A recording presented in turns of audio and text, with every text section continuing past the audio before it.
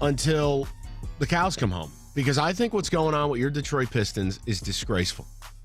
I mean, you want to talk about a rudderless ship right now. Pistons lose their fifth straight. The best part is you had Spencer Dinwiddie taking out his Dinwiddie dagger and slapping Stan around, hitting the buzzer beater. It's one of Stan's only good draft picks, and you traded him. You lose to the Nets, which is inexcusable. The Nets are a bad basketball team. And you're losers of 5 straight. You're now out of the playoffs. You're under 500. And, if you look at the schedule, I think we're kind of on the precipice of a full-blown collapse.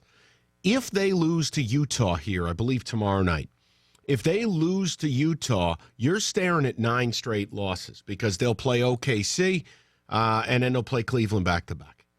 Now, I'm being upfront with you. I'm rooting for him to lose 9 in a row. Stan Van Gundy must be fired. This is outrageous. You're $3.5 million underneath the luxury tax, and this is the roster you have. Now, I understand Reggie Jackson's hurt, but all teams have injuries. All teams are dealing with stuff. This is an absolute bleep show. I mean, everything from the crowd size to the style of play. I mean, guys, when you're watching these games, look at the Pistons bench. I mean, you don't have anybody with a future making money in basketball. Eric Moreland, Langston Galloway, Bikes, Boban. I mean, Luke Kennard is all you got. It's a sad scene. But it's like we talked a week ago. Now they're under 500. Now they're the 9 seed, right? You're looking up at teams like Philly. Reggie Jackson is not coming back for a couple of weeks. These trade deadline reports are beyond scary. I mean, to me, if you're a Pistons fan, I feel bad for you. You have no present and you have no future. And I'll say it again to you. The trade deadline is coming up February 8th. You must make decisions on people like Avery Bradley. I'll give you another one. Notice how Charlotte is recognizing that they're not going to be able to take great strides forward. The roster that they built with Kemba Walker and Michael Kidd-Gilchrist and Marvin Williams and Nicholas Batum, it's not good enough. And what they're doing is now, with Kemba Walker, not a free agent this year, but at the end of next year, they're going to cash in. And they'll probably attach a bad contract to Kemba, get some assets, and reset their franchise. Okay? That's exactly what you should be doing with Tobias Harris. Now, Tobias is not as good as Kemba Walker. By the way, Kemba was a guy you could have drafted. You opted for Brandon Knight. The point is, I think it's very important if you're a fan in this city to pay attention over the next couple of weeks. We're sitting here on January 22nd. Pay attention to what happens in the next 3 weeks because I think it could shape the next 2 to 3 years of your franchise.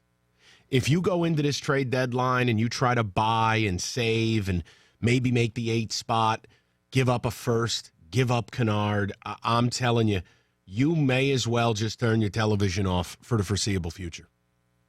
This is a very, very important crossroads for the Pistons, and this is where I am begging ownership to please act somewhat engaged. I mean, I don't know if Tom Gores resides on this planet,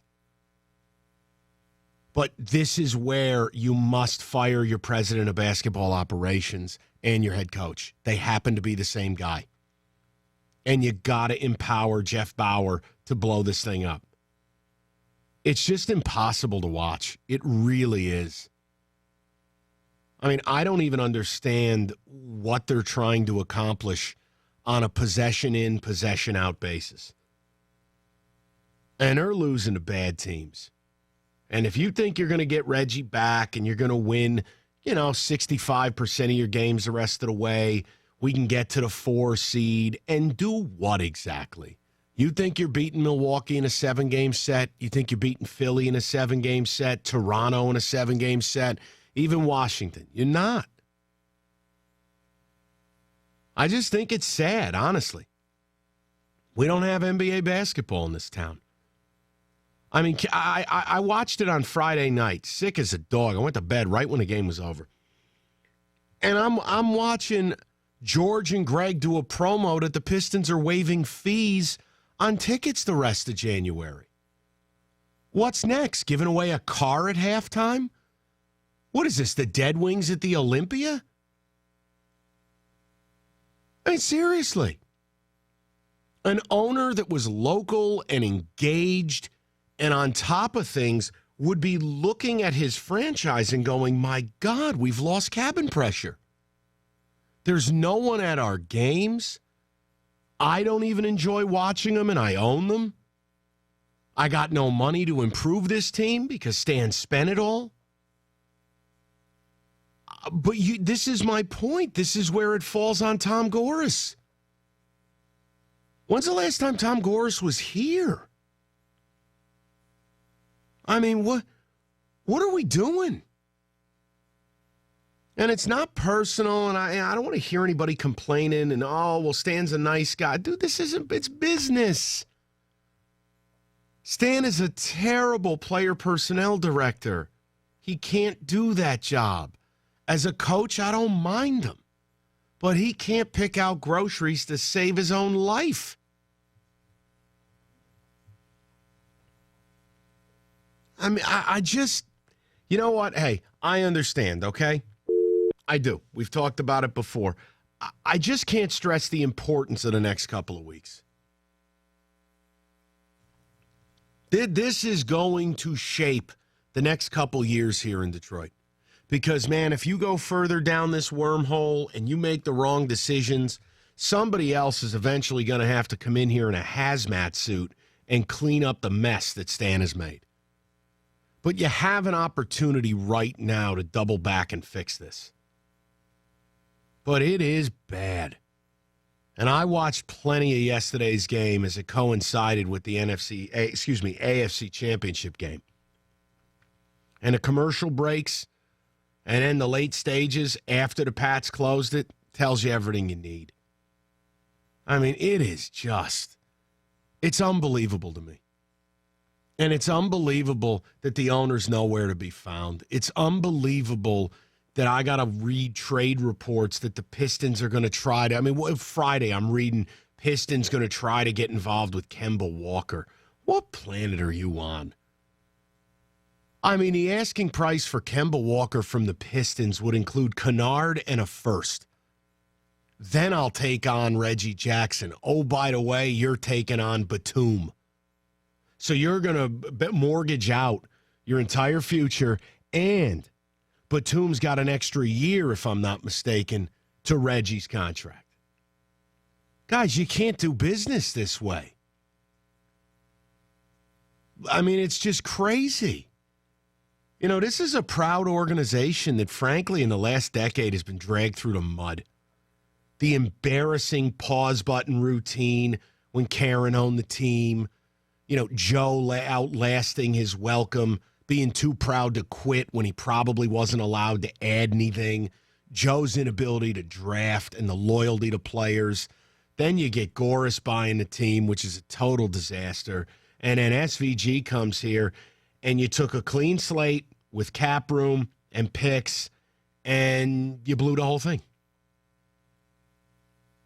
I mean, look, I know I've never been a friend to the Pistons. Like, I don't like them. I didn't like them when they were winning championships because I found the way they played basketball distasteful. But guess what? They still have a right to be a proud organization. They've brought titles home. This is a disgrace. I mean, this is as second-rate as it gets. I feel like this is the New Orleans Hornets signed 2009. I feel like this is the Kings under Ranadive. It's a disgrace at every level. That's all. You want to call? I'd love to talk to you about it. 248-539-9797. You know what I'm tired of? I'm tired of our teams embarrassing our city. I mean, the Pistons, there's nothing I can sell you. There's no hope I can offer you. And essentially, I'm going to start treating them like the Wings. We're just not going to talk about them. It's just sad to me. It bums me out.